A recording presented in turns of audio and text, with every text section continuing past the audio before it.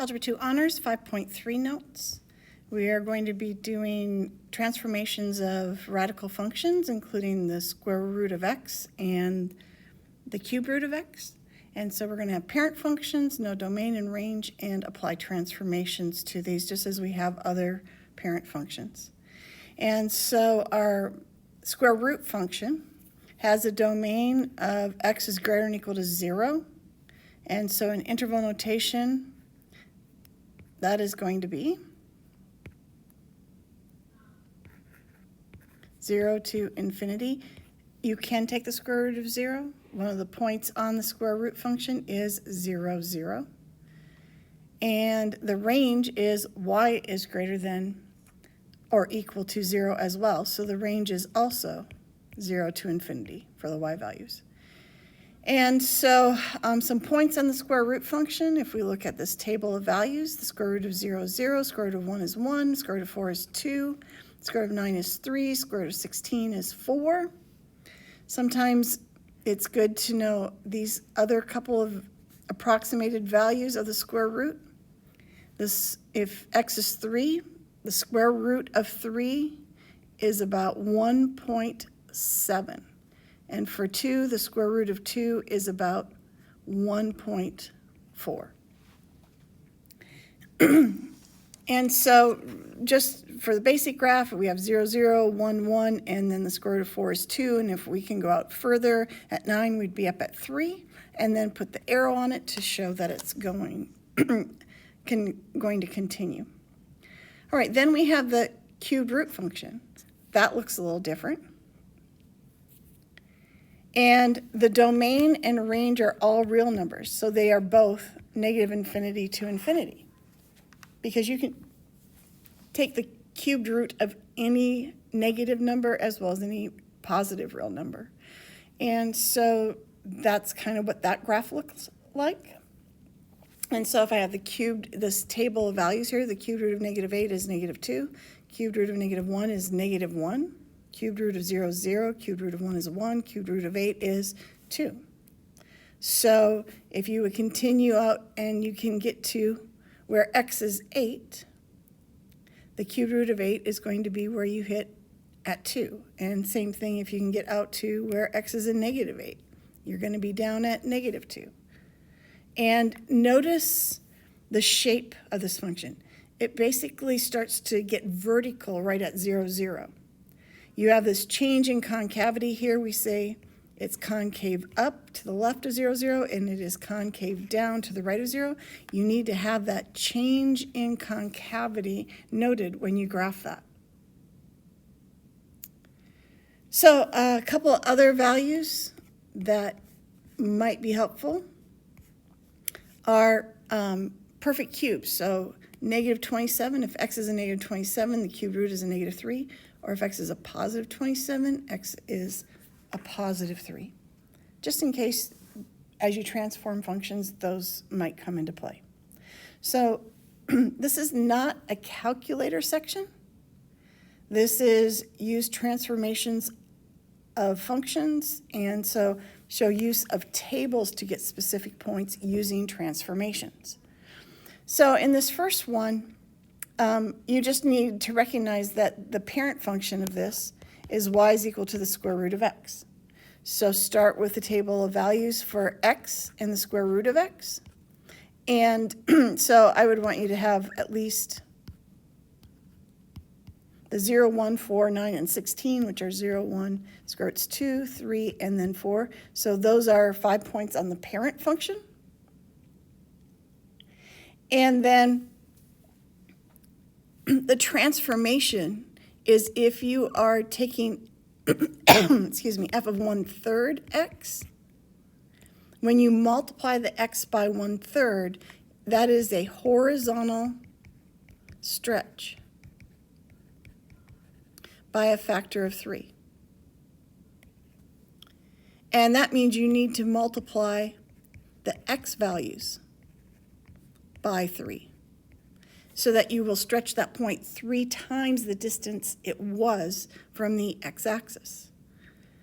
And so that's what I want to see in the chart, is that you take the points on the parent function, those 5 ordered pairs, and you transform them doing a horizontal stretch by 3, which means you multiply the x values by 3.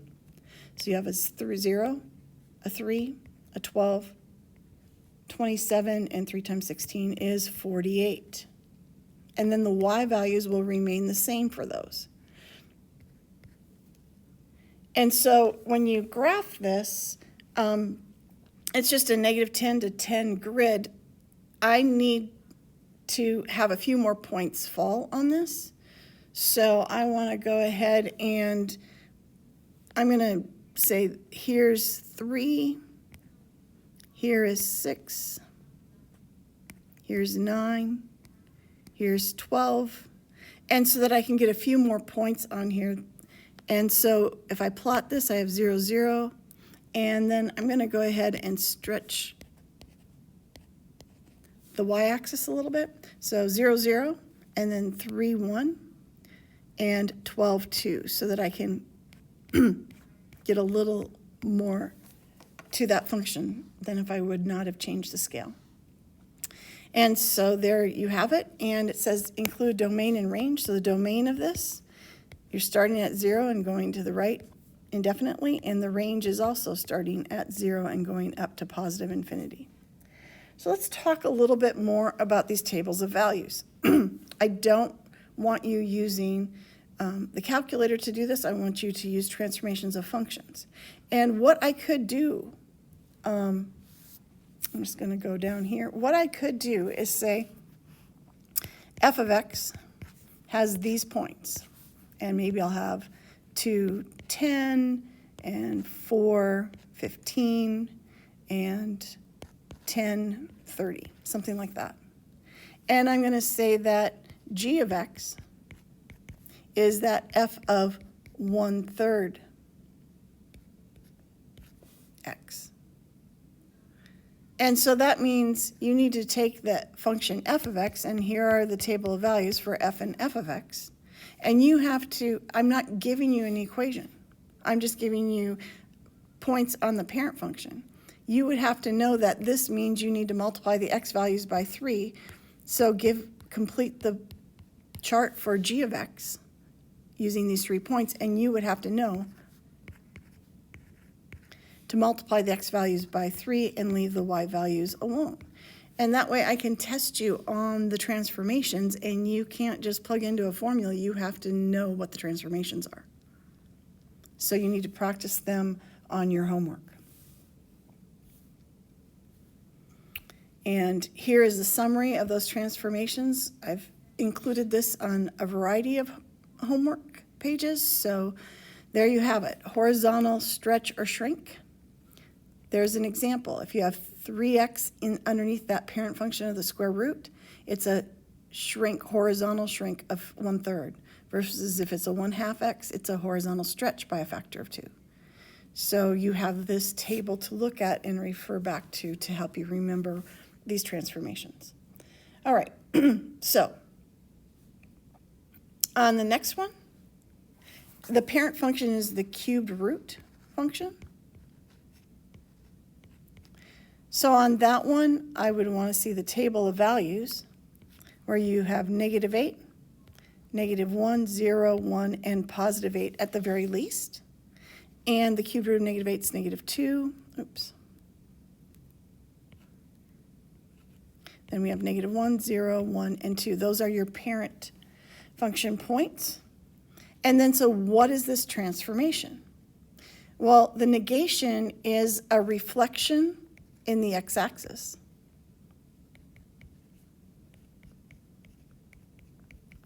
Which means you multiply y by -1, because it flips over the x-axis. And the 2 is a vertical stretch by a factor of 2. And that means you would multiply y by 2. So overall, multiply y by -2. And you can do that in one table change. So label this as x and the cubed root of x, show the parent function table of values. And then so x and then that g of x under this transformation is we don't change the x values at all, but the y values get all multiplied by -2. So we'll have a 4, a +2, a 0, a -2, and a -4. And then plot those. So at -8, we're up at 4. At -1, we're up at 2. Then 0, 0, 1, we're at -2. And then 8, we're at -4. And so it's going to be going off the graph like this. And then you're going to have that change in concavity where it pretty much gets vertical right at 0, 0. And then that change to concave up and then going through this point.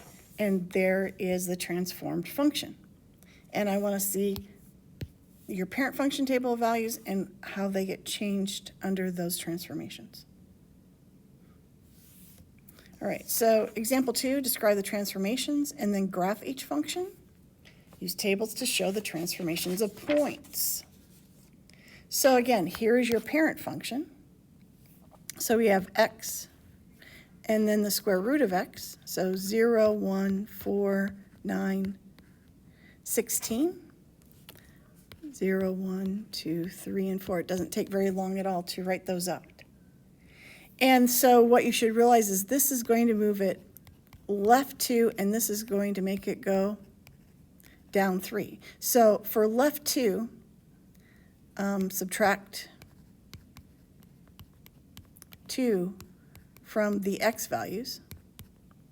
Down 3 is subtract 3 from the y values. And so transform these 5 points from on the parent function.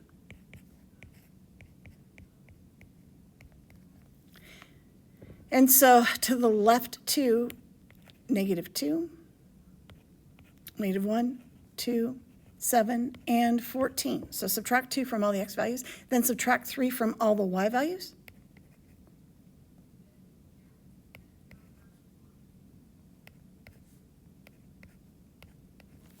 And plot those points. And so we're at -2, -3, -1, -2. At 2, we're at -1. And at 7, we're up at 4. Oops, I did that wrong. I don't know what I did there. 3 minus 3 is, kind of got off base. I bet you were wondering what I was doing there. I was looking at the x instead of the y's. So 3 minus 3 will be 0, and 4 minus 3 will be 1. That looks better. Sorry about that. All right, and so at 7, we are at 0, and then we won't be plotting the point at when x is 14. So it starts at that -2, -3, and goes to the right and keeps on going. So you should be able to also list the domain, and the x's start at -2 and then continue to the right. And the range start at a height of -3 and go on up to positive infinity. It wasn't asked for, but you should be able to give domain and range on those. All right, so the cubed root function is the parent function for the next one. So -8, -1, 0, 1, and 8, and we have -2, -1, 0, 1, and 2. And then you are going to transform these. And so the negation on the outside is a reflection in the x-axis. So that means you multiply y by -1. All the y values have to be multiplied by -1 to get that flip over the x-axis. And inside that function, it's multiplied by 2. And so that is a horizontal shrink by 1/2. And to get that to happen, you need to multiply the x values by 1/2 so that they pull in closer to the y-axis. They come in half the distance to the y-axis. And so on this,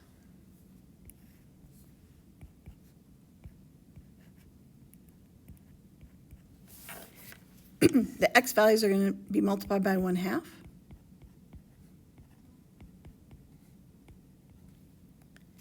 And then the y values are going to change in sign.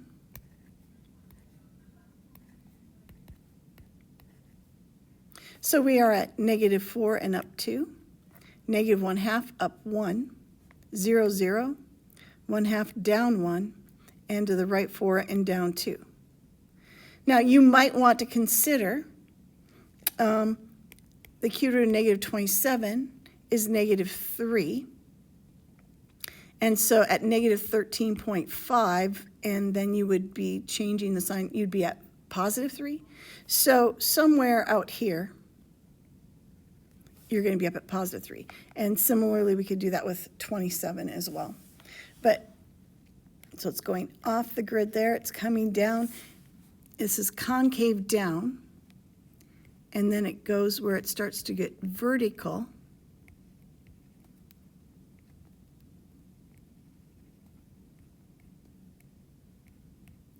And then changes to concave up.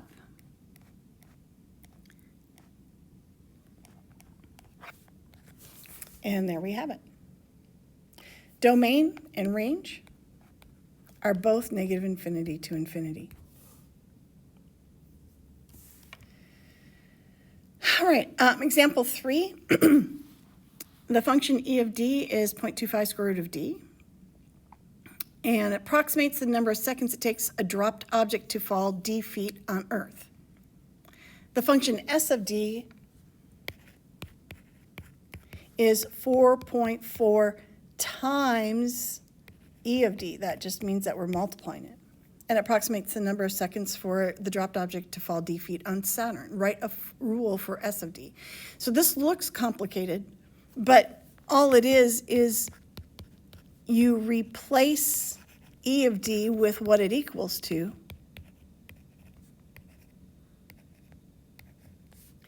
And for s of d, you end up just taking 4.4 times 0.25, and 0.25 is 1/4, so that's a 1.1 square root of d. So there we have the rule for s of d. And then it says, how long does it take a dropped object to fall 15 feet? Well, this is to fall d feet on Earth or d feet on Saturn. So that just means let d equal 15 in the formula for Saturn. So s of 15. So that would be the exact value. And I think they rounded to 1 decimal place. So if you put that in your calculator, 4.3, and you should use units. And those were in seconds.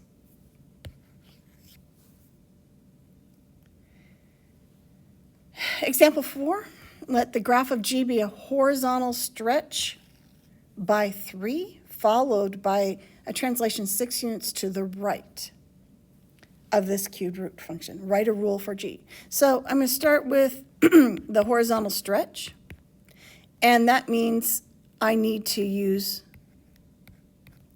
1/3 times x inside the function. That's how I'm going to get a horizontal stretch by a factor of 3. Then followed by a translation 6 units to the right, I need to replace x with, if I want to go to the right, it's going to be x minus 6. So you have to be a little bit careful because you're going to have to use parentheses. And this will be your final transformation. And so the x needs parentheses with x minus 6 in it. Or you could distribute it, in case you're checking your answers, in the back they distribute it, and it might be written 1/3 x minus 2. So either of those is fine. I'm okay with this one. And example 5, we have f of x is this function, and g of x is transforming it. And so we're just going to go from left to right, and so we're going to have a vertical shrink by 1/4, which means you need to multiply the entire function by 1/4. Then followed by the negative x is going to be a reflection in the y-axis. And you're going to replace each x with a negative x within the function. And then finally, you are going to go up 6 units. And so just call it a different function on each line, and at the final one, call it g of x. And so a vertical shrink by 1/4 is just take the entire thing times 1/4.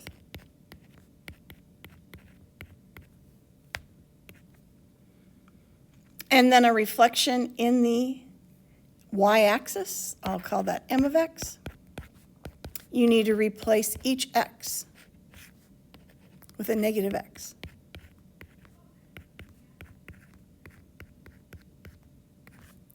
And that you should simplify.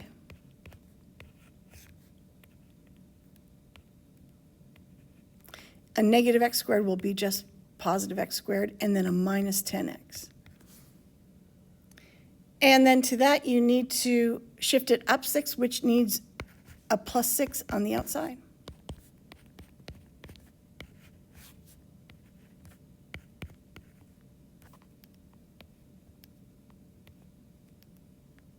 I made that just a little bit too long. Oops.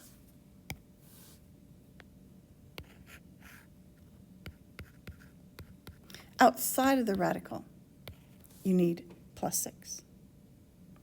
And there is your transformed function.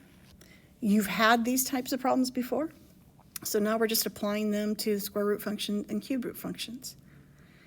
That's it.